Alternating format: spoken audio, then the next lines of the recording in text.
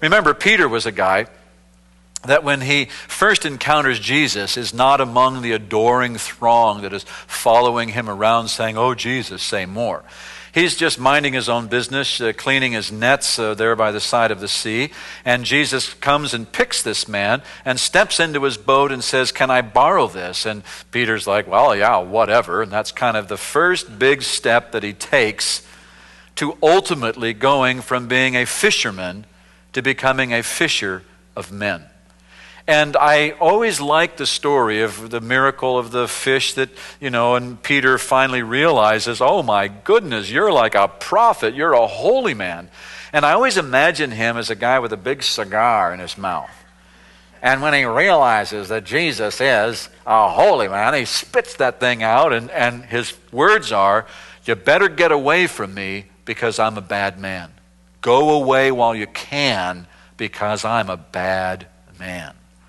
Not someone who had to be convinced that he was bad, not someone that needed a preacher to call him to, but he was a guy that said, "Get away because I'm bad."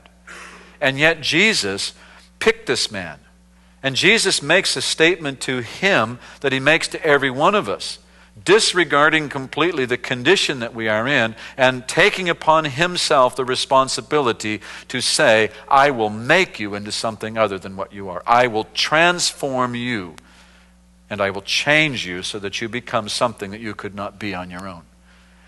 And while we, each of us, certainly have our part to play, and as we respond in obedience and in willingness and say, "Yes, Lord, have your way in my life," and when he starts working on something, to give ourselves to that and not to be stubborn and resistant and all that, we have a part to play. But we're going to quickly see that ultimately it's not about how good I am that leads to the blessing of God. But it is that God chooses us before we choose him. He says, "None of you chose me, I chose you."